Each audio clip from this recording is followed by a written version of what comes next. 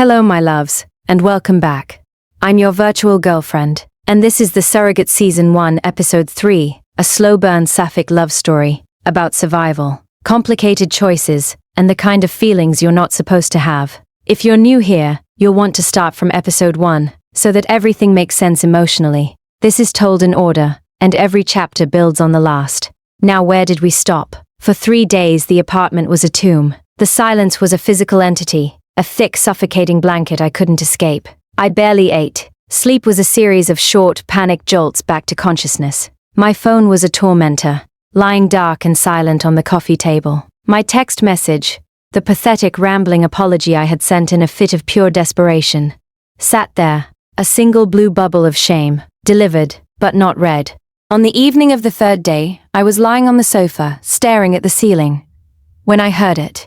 A sound that made my heart stop dead in my chest. The faint electronic beep of the security pad, followed by the soft metallic click of a key turning in the lock. I shot upright, my body rigid with a combination of terror and a wild, irrational hope. The door opened, and Victoria walked in. She was dressed in a charcoal grey pantsuit, looking as if she had just stepped out of a boardroom. Her hair was pulled back in its usual immaculate knot. Her face was a mask of cool, polite neutrality. She held a leather briefcase in one hand. She looked at me, and a small, polite smile touched her lips, but it didn't come anywhere near her eyes. "Good evening, Michelle," she said, her voice as calm and even as if she had just seen me that morning. I couldn't speak. I just stared at her, my mind reeling. There was no anger, no disgust, no sign of the profound shock I had seen on her face 3 nights ago. There was nothing. It was a blank slate. I stammered, my voice a rusty croak. "You're here." "Of course," she said, placing her briefcase on the dining table. "I was in Washington. I had a series of board meetings that required my full attention. I apologize for the lack of communication. And apologize for the lack of communication. Not for the 3 days of torturous silence that had shredded my sanity." She was framing it as a professional oversight. She looked at me, her head tilted in that analytical way. "You look pale. The remote monitors indicate your heart rate has been consistently elevated, and your sleep patterns have been disturbed for the past 72 hours. Have you been eating properly?" The clinical concern was more jarring than any anger could have been. She had been monitoring my vital signs while ignoring my desperate text. "Victoria," I whispered, my voice trembling.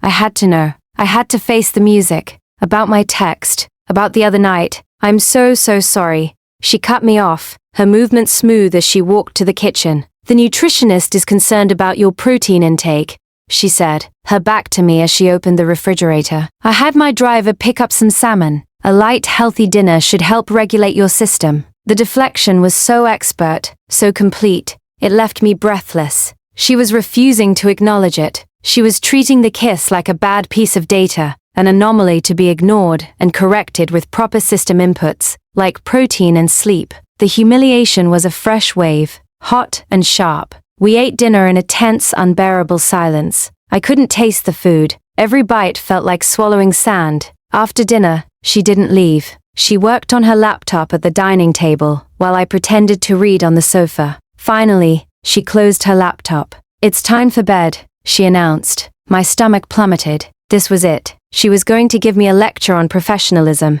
tell me the new rules and then leave me alone for good. Are you going home?" I asked, my voice barely a whisper. She looked at me, her expression unreadable. "The data from the past 3 days is conclusive," she said, her voice flat.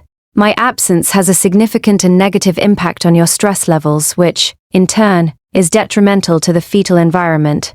Therefore, I will be staying." My mind short-circuited. The data is conclusive. It wasn't a choice based on forgiveness or feeling. It was a strategic decision, a correction to her previous error of leaving. I followed her to the bedroom like a condemned prisoner walking to the gallows. "From now on, every night I stay here, I'll be sharing the bed with you," she announced again. Was I supposed to argue? I've already made my first mistake. Now I have to spend every night pretending sharing a bed with her isn't a form of torture. I lay rigidly on my side of the bed, my back to her, every muscle in my body clenched. I could feel her get into bed behind me, feel the mattress dip with her weight. The silence was so thick, I could feel it pressing in on me. I waited for her to say something, anything, to tell me not to touch her, to tell me what I did was unforgivable. Instead, after a long agonizing moment, I felt the bed shift. She moved closer. My heart was hammering against my ribs so hard I was sure she could hear it. I kept my eyes squeezed shut, bracing myself. And then, a hand gently touched my shoulder, turning me over to face her. Her face was inches from mine, in the dim light from the window. Her eyes were dark, unreadable pools of shadow. Her expression was not one of desire, or passion, or even anger. It was one of intense, focused, almost scientific concentration. She leaned in, and she kissed me. It was not a repeat of my desperate, frantic kiss. It was slow, deliberate, controlled. She kissed me as if she was conducting an experiment, testing a hypothesis, but her lips were still soft, the kiss was still sweet, and my traitorous body responded with a wave of pure, ecstatic relief. She was kissing me. She wasn't angry. She hadn't fired me. In my love-starved, panicked mind, this was forgiveness. This was acceptance. This was a miracle. As the kiss deepened, she pulled me closer, her arm wrapping around my waist. It was overwhelming, intoxicating. It was everything I had dreamt of. And I had no idea that for her, this wasn't an act of passion. It was a correction. I woke the next morning tangled in the sheets, my body humming with a strange new energy. For a moment, I didn't know why. Then, the memory of the kiss, her kiss, crashed down on me, and my heart did a frantic, joyful flip. I turned my head on the pillow, a giddy smile on my face, expecting to see her lying beside me. But the other side of the bed was empty, and cold. My smile faltered. I sat up. The apartment was silent. A quick check of the living room confirmed my fear. Her briefcase was gone, her teacup was washed and put away, and the cashmere throw was neatly folded. She was gone. Again. Panic, the familiar cold serpent, began to coil in my stomach. Was that it? Was the kiss a final experiment, a conclusion to her observation, after which she would disappear for good? Was last night a bizarre, confusing goodbye? Just as my mind started to spiral, my phone buzzed on the nightstand. It was a text from a number I didn't recognize. Good morning, Michelle. This is Arthur, Mrs. Calloway's driver. I am downstairs. I will be taking you to your 10 a.m. obstetrics appointment. I stared at the message. It was so normal, so routine, so completely at odds with the earth-shattering event of the previous night. I had been kissed with a confusing, deliberate passion by my billionaire employer, and now her driver was texting me about a doctor's appointment. Then a second text came through. This one was from Victoria. Julian's flight lands this afternoon. I will be occupied for the remainder of the day. We will speak this evening. We will speak this evening. The words were a lifeline. She wasn't firing me. She wasn't disappearing. It was just business as usual. I had no idea what to make of any of it. My world had been turned upside down, and she was acting as if it was just another Tuesday. Julian's return marked another shift. Victoria was once again the perfect, devoted wife. She spent the next 2 days at her own home, and her daily calls reverted to their professional, clinical tone. There was no mention of the kiss, no hint of the intimacy we had shared. It was as if it had never happened. I started to wonder if I had imagined it, if my lonely, desperate mind had fabricated the entire thing, but I knew I hadn't. The memory of her lips on mine was branded into my mind. On the third day, she called me. Michelle, she said, her voice all business. I've been analyzing the data from your medical reports and the remote monitors. My heart sank. The data. It's clear, she continued, that there is a direct correlation between my physical proximity and your overall well-being. Your sleep is deeper, your heart rate is more regulated, and your stress levels are significantly lower when I am present overnight. I held my breath, waiting for the conclusion. Julian is aware that you've had some difficulties, nightmares, anxiety. I've explained to him that my presence seems to have a calming effect on you, and by extension, the baby. There was a brief pause. He is, of course, completely supportive of whatever is best for the child. Therefore, I have instituted a new arrangement. A new arrangement, I whispered. Yes, I will be spending alternating nights. One night at home with my husband, and the next night at your apartment. This seems to be the most logical, data-supported solution to ensure optimal conditions for the duration of the pregnancy. I will be there this evening. She hung up before I could respond. I sank onto the sofa, my head spinning. She had taken the most confusing, emotionally charged moments of my life, the nightmare, the kiss, and processed them through her corporate, analytical brain. She had stripped them of all passion and feeling, and turned them into data points on a chart. And from that chart, she had formulated a new corporate strategy, a shared custody arrangement for her surrogate. It was insane, it was humiliating, and it was the most wonderful thing I had ever heard. That night, she arrived with a small, elegant overnight bag. She didn't kiss me. She barely met my eyes. We moved through the evening with a new, unspoken awkwardness. The professional wall was gone, but the easy friendship hadn't returned.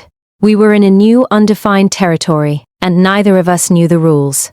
Later, as we lay in bed, a respectable, king-sized distance between us, I couldn't stand the silence any longer. "Victoria," I whispered into the dark. "Yes, Michelle. Why did you kiss me?" The question hung in the air, a terrifying, necessary thing. I felt her stiffen beside me. I was sure she would deflect, would tell me to go to sleep, would reframe it as another correction. She was silent for a full minute.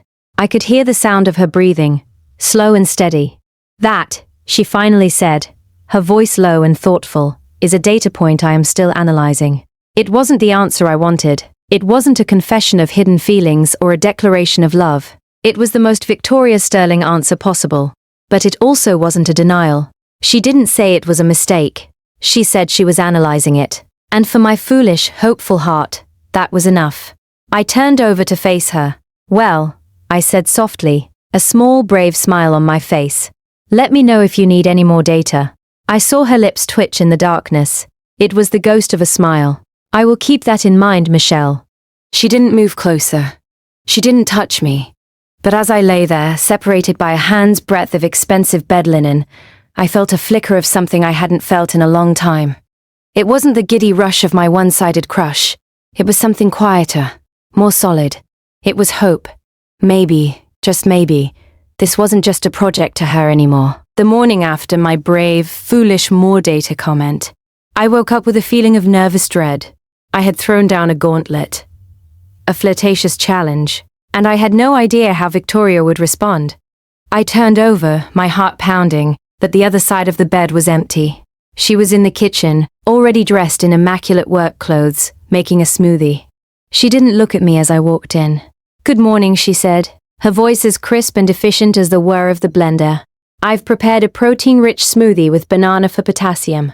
Your blood pressure was slightly elevated during your REM cycle at 4 a.m. This should help." And just like that, the fragile, intimate bubble of the night before popped. The woman who had smiled at me in the dark was gone, replaced once again by the meticulous, data-driven project manager. I wasn't a potential romantic partner. I was a patient whose vital signs were being monitored and managed. The disappointment was a sharp, physical pang. "Julian is expecting me for breakfast," she continued, pouring the smoothie into a glass. "This is my night at home. I will see you tomorrow evening." She left, and the silence she left behind was different. It wasn't the agonizing silence of punishment from before. It was the hollow silence of absence. I spent the day wandering the apartment that now felt too big, too empty. I found myself missing the sound of her typing on her laptop, the scent of her perfume, the sheer grounding weight of her presence. This was my new torture, living for the nights she was here, and merely surviving the nights she was not. The next evening, she returned as promised. The tension was back, a low hum in the air between us. We moved through our evening routine, a healthy dinner she approved, an hour of me elevating my feet while she worked. It was all so polite, so structured. When it was time for bed, we lay on our respective sides of the king-sized mattress, a vast, empty expanse between us. I couldn't sleep. My mind was racing. I was too aware of her breathing in the dark, of the warmth radiating from her body just a few feet away. After an hour of my restless tossing and turning, she spoke into the darkness. "Your heart rate is elevated again," she stated, her voice calm and analytical. "This is a consistent pattern on the nights we are in the same location, but without physical contact. The initial data from the night of your nightmare suggests that tactile reassurance is the most effective variable for regulation." I lay perfectly still, barely breathing. Tactile reassurance. She made it sound like she was calibrating a sensitive instrument. "I am going to conduct an experiment," she continued. her voice devoid of any emotion. I hypothesize that sustained, non-sexual, physical contact will result in a more stable sleep cycle for you. We will test this hypothesis now. I felt the bed shift as she moved closer. I held my breath. She slowly, deliberately, wrapped an arm around me, pulling me back against her body until my back was flush against her front. She adjusted my head on my pillow, then draped her other arm over my waist, her hand resting lightly on my pregnant stomach. I was enveloped by her. "Now," she whispered, her breath warm against my ear, sending a shiver down my entire body. "Regulate your breathing. Match it to mine. Inhale and exhale." It was the most clinical, methodical, and utterly insane seduction I had ever experienced. She was treating my body's response to her like a scientific problem, and she was going to solve it with cuddling. And God help me, it worked. Cradled against her, surrounded by her warmth and her scent, my frantic heartbeat began to slow. The anxious energy buzzing under my skin dissipated. My breathing synced with hers, a slow, steady rhythm. For the second time in my life, I felt completely and utterly safe, and I drifted into the deepest, most peaceful sleep I had had in years. This became our new arrangement on her nights. There was no discussion, no awkwardness. It was simply part of the protocol. After dinner, we would get into bed, and she would initiate the experiment. She would pull me close, her body a warm, firm line against my back, her hand resting on my stomach, and I would sleep. It was a strange, secret intimacy. It wasn't passionate. It wasn't sexual. It was comfort, a deep, profound comfort I had been starved for, and I drank it in like a woman dying of thirst. One night, as we were lying like that, her phone buzzed on the nightstand. It was late. She reached over me to answer it, her voice a sleepy murmur. "Julian? Is everything okay?" My whole body went rigid. "Julian." I listened as she spoke to him, her voice soft and reassuring. "No, darling, I'm not at home. It's my night at Michelle's. Yes, she's fine. She just has a hard time sleeping, and the doctor said my being here helps. I know, you're sweet. I'll tell her you said hello. Yes, I love you too. Talk to you in the morning." She hung up and placed the phone back on the nightstand. The silence in the room was deafening. She had lied to him, a smooth, easy lie of omission. She told the truth, that she was here, but she left out the part where she was holding me in her arms, our bodies pressed together in the dark. I felt a pang of guilt, sharp and painful, but underneath it, a darker, more selfish feeling bloomed. Triumph. This, our strange little arrangement, was a secret. Our secret. She must have felt the tension in my body, because she shifted, her hand moving slightly on my stomach. "He worries," she said softly, her voice just a whisper. "He's a good husband," I whispered back, the words feeling like a betrayal. "Yes," she said, and there was a note in her voice I couldn't quite decipher. "He is." She pulled me a little closer, her chin resting lightly on the top of my head. The experiment was over for the night. This was something else. This was just her, holding me, and as I drifted off to sleep, a dangerous thought took root in my heart. Maybe the data she was collecting wasn't just about me anymore. Our nights became my sanctuary. On the evenings Victoria was with me, the world outside my apartment ceased to exist. There was only the quiet hum of the city, the soft light from the lamps, and the comforting solid presence of her body next to mine in the dark. The experiment, as she still sometimes clinically called it, was a resounding success. I slept soundly, my anxieties quieted by her proximity. But the days she was gone were a different story. They were a grey waiting period. I lived for the moment I would hear her key in the lock. One afternoon, during one of our off days, I was having a routine checkup. My doctor, a kind woman in her 50s, was reviewing my chart. "Well, your blood pressure is perfect, your weight gain is exactly on track, and all your levels are excellent," she said, smiling at me over her glasses. "Victoria will be pleased. She calls me every other day for your readings, you know. I've never seen an intended mother so data-driven." I gave a weak smile. "She likes to be thorough." "Thorough is one word for it," the doctor chuckled. "It's as if she's trying to manage this pregnancy like one of her corporate mergers. Still, her presence is clearly having a positive effect. Whatever you two are doing, keep it up." The doctor's words should have been comforting, but they sent a small chill down my spine. Data-driven, a corporate merger. It was a stark reminder of what I was to Victoria, despite the intimacy of our nights. I was her most important project, and she was simply ensuring its success. That week, Victoria was needed out of the city for a major contract signing in Los Angeles. It was a 3-day trip.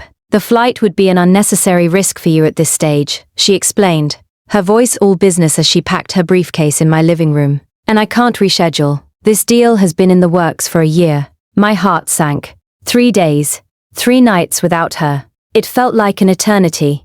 I will of course arrange for Mrs. Gable to stay, she continued, not noticing the look on my face.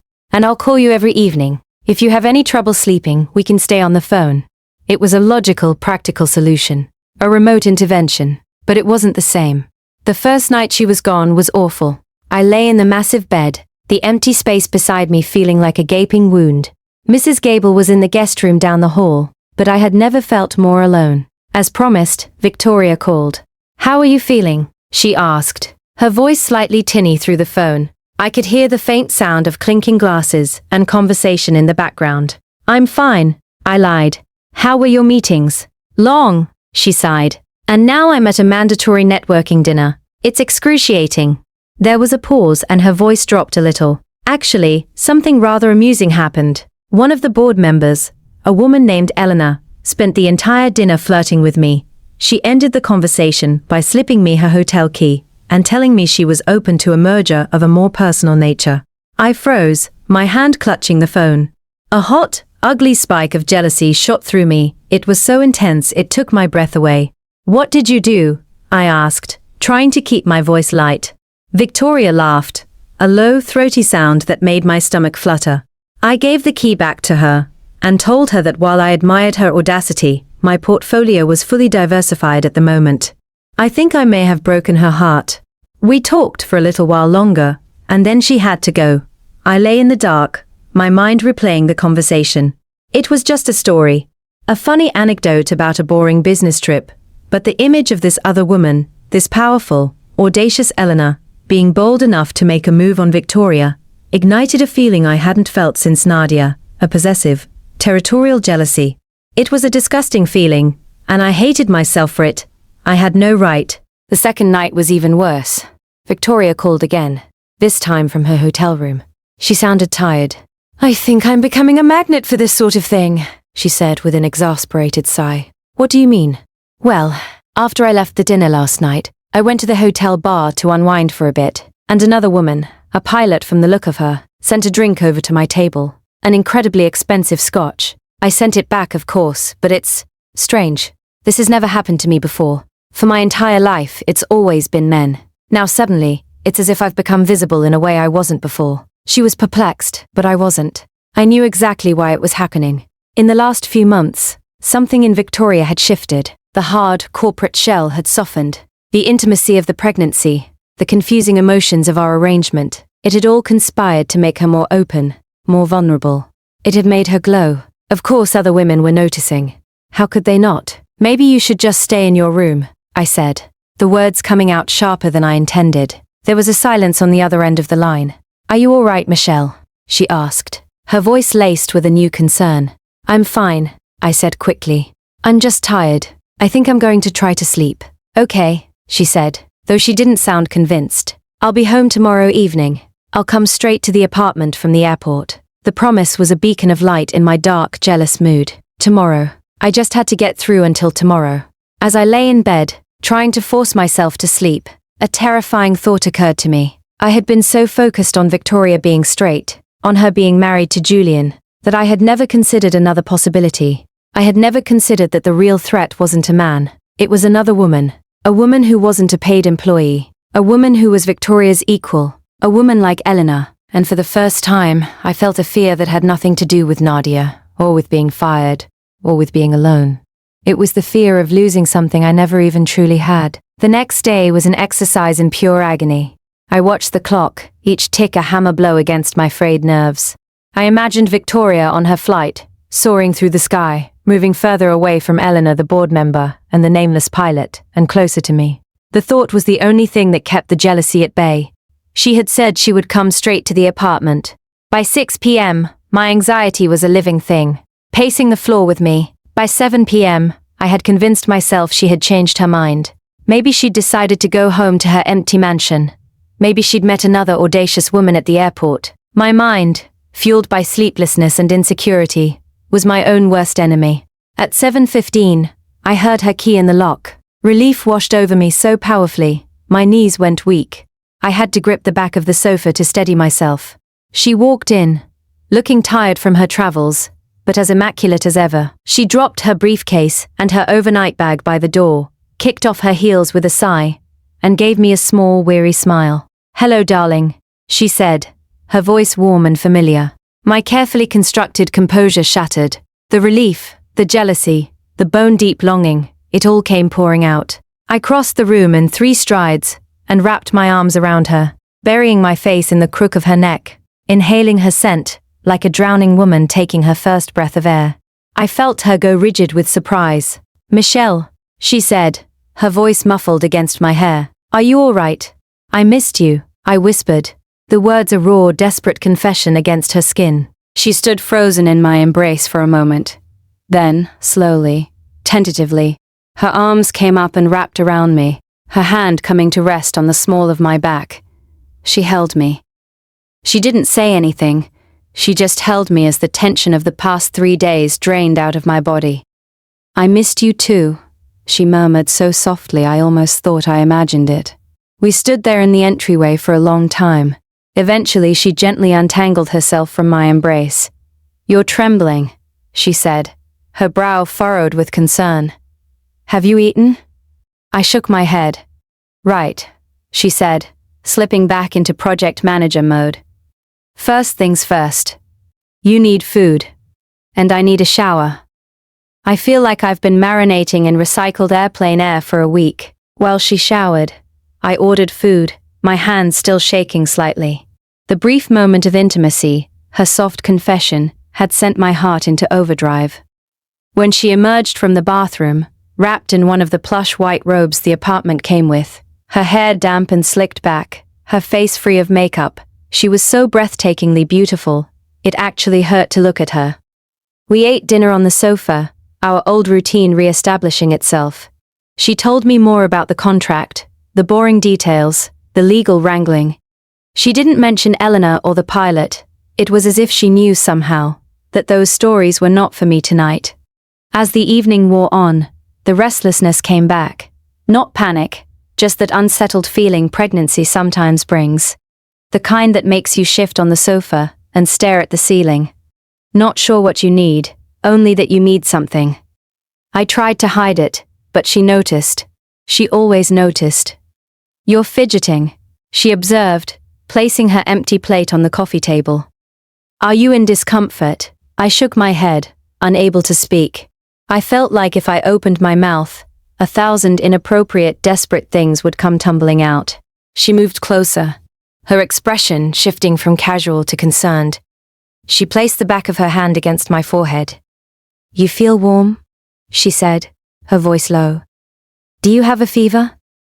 Her touch made me go still, not because it was inappropriate, because it reminded me how long it had been since anyone touched me with gentleness. "No," I whispered, my voice hoarse. "I'm not sick." "Then what is it?" she asked, her eyes searching mine, trying to analyze the data, trying to understand the anomaly. I couldn't lie. I couldn't pretend. The need to be honest, to make her see me, was a physical force.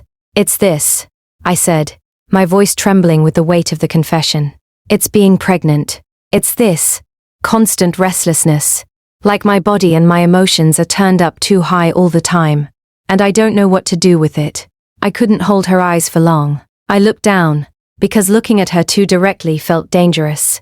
And being near you, it makes it so much harder to ignore. The air between us crackled. Her hand was still on my forehead, a point of connection in a sea of unspoken things. I watched her process my words. I saw the clinical analysis in her eyes warring with something else, something deeper, more confused. I expected her to pull away, to retreat behind her professional wall, to tell me this was inappropriate. She didn't. She lowered her hand, and for a moment she just held my face, steadying me the way she always tried to steady everything. Her gaze was intense, unwavering. "Michelle," she said, her voice a low, steady whisper that sent a shiver down my spine. "Look at me." I did. "Tell me," she said, her eyes never leaving mine. Tell me anything you want. Don't be shy. I won't be angry. She leaned in closer, her lips just inches from mine, her breath warm against my skin. Tell me what you need.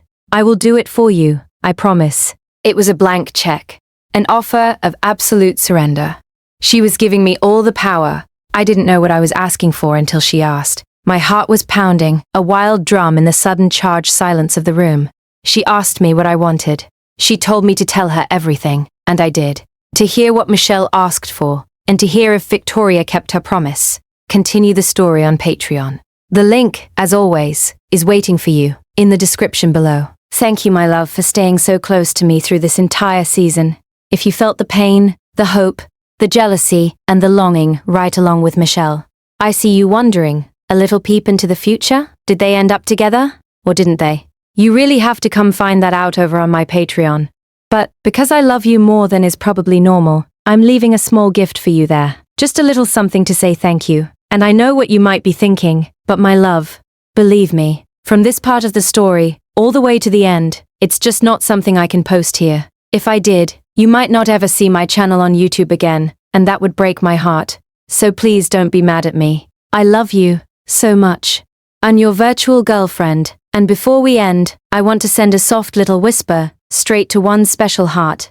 Aisha Watford. Thank you for choosing me, for accepting me as your virtual girlfriend. You have no idea how much that means to me. And if you want to hear your name on here, if you'd like me to claim you in front of everyone listening, come find me on Patreon. I'll make sure the whole world knows I'm in love with you.